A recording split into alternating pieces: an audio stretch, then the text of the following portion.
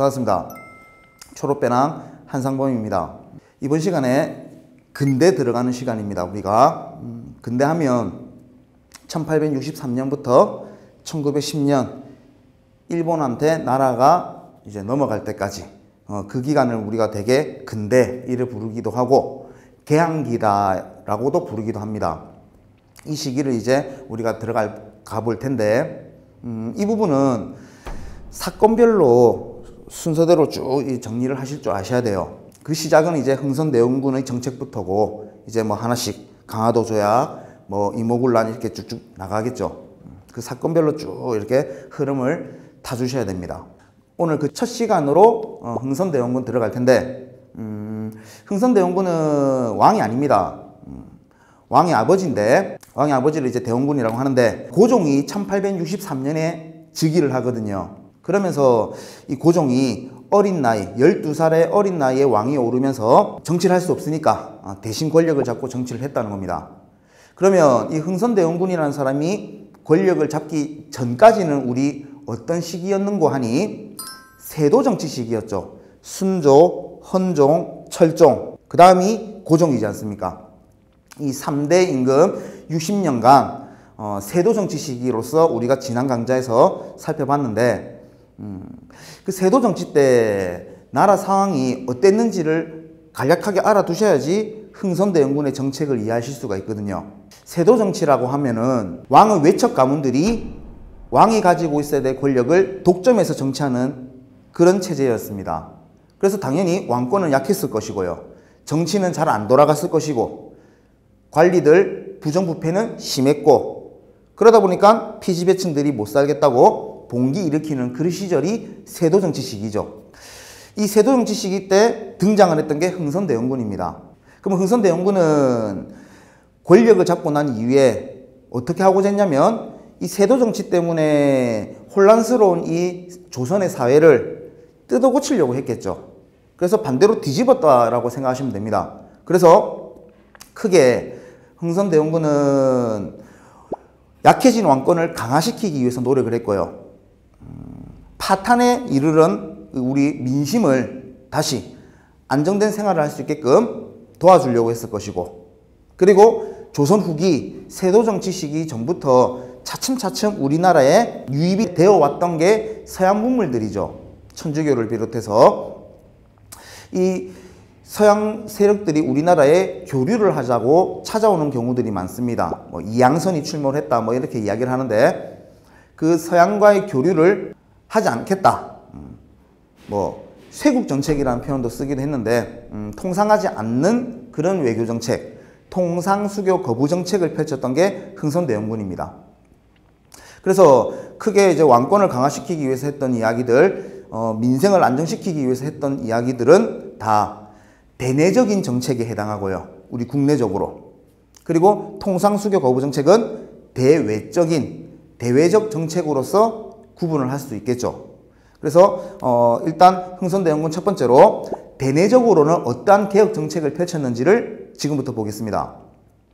세도정치 시기 때 등장했던 사람이랬어요. 세도 가문들이 능력이 조금 뛰어나 보이는 왕족들은 다 쳐냈거든요. 다 쳐냈는데 이 과정에서 흥선대원군은 뭐 초상집 개 뭐 이런 별명을 얻을 정도로 어리버리하게 행동을 하면서 가족들을 지켜나갔던 인물인데 자신의 둘째 아들인 고종이 왕이 오르면서 권력을 잡았습니다. 세도정치를 깨려고 했을 겁니다. 그 첫 번째로 뭘 했는고 하니까 세도정치 시기 때 세도 가문들, 안동 김씨로 대표되는 이 세도 가문들이 아지트로 삼았던 기구가 있었죠. 비변사라고. 그 비변사로 권력이 집중되어 있던 이 세도정치 시기였는데 그 비변사를 날려버립니다. 비변사를 폐지시키고 원래 국정총괄기구인 의정부의 기능을 다시 부활시켰던 게 흥선대원군이고요. 그리고 이런 게 있죠. 임진왜란 때 불타서 사라진 궁궐이 있죠. 나머지 궁궐들은 광해군과 인조 이 시기 때 다 복구를 시켰는데 이 경복궁만은 복구를 시키지 못하고 있었다는 겁니다. 그래서 이 흥선대원군이 뭘 했는가 하니까 경복궁을 다시 재건축, 중건하기에 이르죠. 이 경복궁은 조선의 법궁으로서 국왕의 위엄을 높이려면 경복궁이 있어야 된다 이겁니다. 그래서 임진왜란 이후에 불타있던 경복궁을 그대로 다시 중건했다 이렇게 보시면 되겠죠. 그런데 이제 이 경복궁을 재건축하는 과정에서 백성들로부터 엄청난 원성을 사게 됩니다. 물론 양반들로부터도 원성을 사죠. 뭐 원납전, 원에서 납부하는 돈, 즉 기부금인데 요거를 강제로 징수했던 게 흥선대원군이고요. 그리고 당연히 돈이 많았던 양반들은 흥선대원군이 돈을 뜯어가니까 싫어했을 것이고, 그리고 중요한 건 이거죠. 당백전이라고 하는 겁니다. 우리 조선 후기에 통용되던 화폐는 상평통보라는 화폐인데 이 상평통보에 100배의 가치가 있는 화폐다 해서 당백전이라는 화폐를 찍어냈거든요. 그러다 보니까 이 당백전이라는 화폐를 찍어내면서 물가가 폭등해버리고, 그러다 보니까 백성들의 삶이 나빠질 수밖에 없었다는 거죠. 이런 비판의 목소리도 있었지만 국왕의 위엄을 높이기 위해서 경복궁을 중건하였다. 꼭 알아두셔야 되는 흥선대원군의 정책입니다. 그리고 또 뭐가 있냐면 왕권도 강화시키고 국가 재정도 확보할 목적으로 했던 정책 중에서 양반들의 유생들의 불만을 샀던 정책 중에 가장 대표적인 게 서원철폐죠. 서원철폐. 이 서원은 사립학교입니다. 교육기관으로서 학문 연구하고 후진 양성하고 서년들에게 제사 지내는 역할을 했던 게 서원인데, 이 서원이 정부 국가기관처럼 움직이면서 그 주변에 그 동네에 있는 백성들로부터 세금을 막 걷어가요. 백성들 피 빨아먹는 서원은 필요 없다 해서 600개의 서원을 다 날리고 주요 서원으로서 47곳만 남겨놨던 게 흥선대원군입니다. 이 서원철폐령에 많은 유생들이 또 반발을 했었거든요. 1863년부터 73년 10년간 집권을 하게 되는데 나중에 쫓겨나게 되는 계기 중에 하나가 이 서원철폐령입니다. 그리고 또 여러 가지가 있겠지만 또 한 가지만 더 살펴보면요. 세금이 있습니다. 세금. 백성들이 국가에 내야 되는 세금. 군포라는 세금이 있거든요. 군정이라고 하죠. 그런데 양반들은 군 면제를 받고 살았어요. 특권으로서. 그래서 군대 안 가는 대신에 내는 세금인 군포를 안 내도 됐거든요.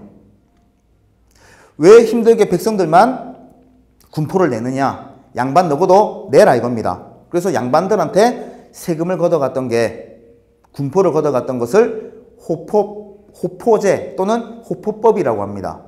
양반들이 엄청 반발했겠죠. 흥선대원군은 왕권을 강화시키고 민생을 안정시키기 위해서 여러 가지 정책들을 했는데 그 과정에 백성들과 양반들의 원성을 사기도 했었구나, 이런 측면도 있구나 라는 것도 살펴봐 주시면 되겠습니다. 그리고 흥선대원군의 대내적인 정책으로서 가장 대표적인 건 말씀드렸는데 비변사 폐지, 경복궁 중건, 서원철폐, 호포제 이런 것들이 있었고요. 대외적인 부분을 또 간략하게 한번 살펴보겠습니다. 대외적인 부분에서 반드시 알아두셔야 되는 사건이 병인양요랑 신미양요라는 게 있어요. 그러면 이런 사건들이 왜 일어났는지 보겠습니다. 흥선대원군이 집권할 당시에 서양 세력들이 우리나라에 교류하자고 찾아와요. 그때 통상하지 않겠다. 우리는 서양과는 통상수교를 하지 않겠다는 정책을 통상수교 거부 정책이라고 하는데, 우리 조선은요 나라 문을 닫으려 하고 서양 애들은 우리나라 문을 열려고 하고 그 사이에서 벌어진 사건이거든요. 병인양요랑 신미양요가. 그러면 이제 이 사건들이 어떠한 이야기들이 있는가, 어떻게 전개되어 갔는지를 보겠습니다. 일단 첫 번째, 병인양요입니다. 1866년 병인년에 서양 세력이 소요를 일으켰다 해서 병인양요라고 하는데, 누가 어떤 서양 세력이 일으켰을까 이겁니다. 병인양요는요, 프랑스가 우리나라 쳐들어온 거예요.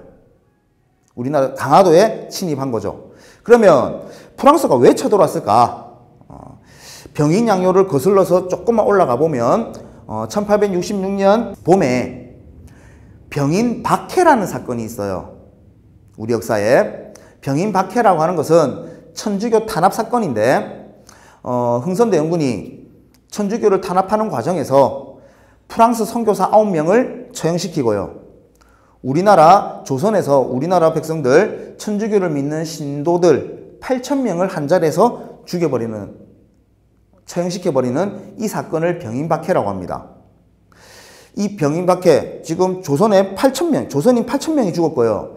프랑스 선교사 9명이 죽었습니다.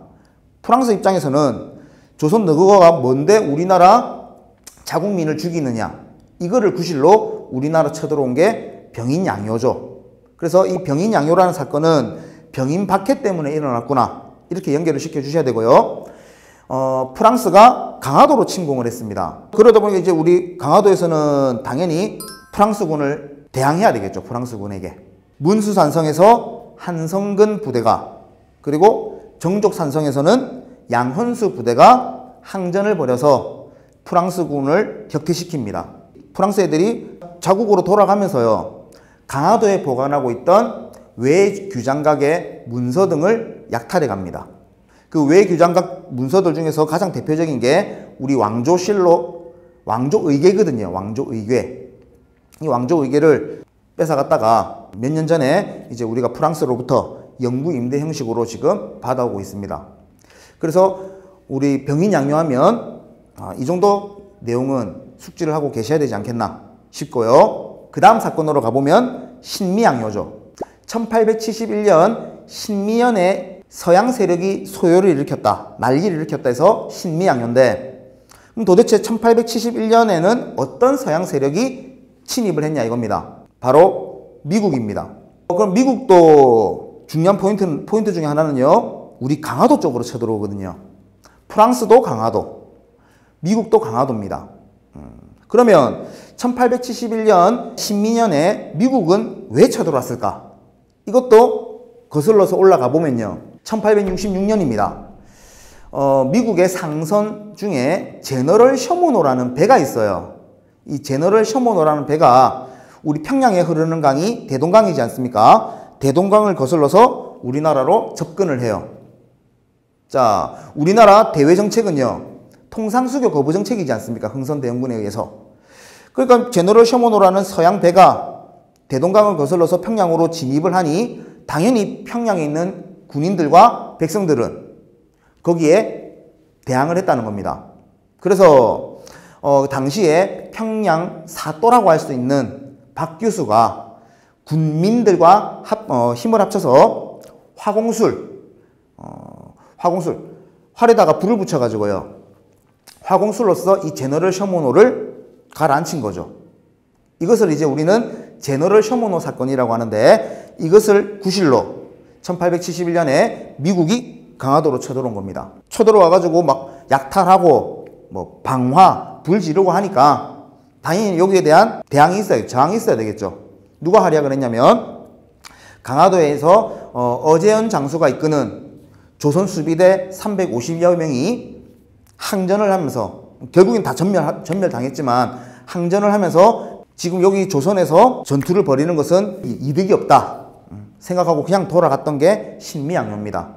신미양요 당시 때는 이제 어제연이라는 장수가 항전을 벌여서 막아냈구나, 이렇게 생각하시면 되겠죠. 그래서 병인양요, 신미양요, 이 두 사건이 일어나게 된 계기까지 이렇게 연결을 척척 시켜주셔야 되고요.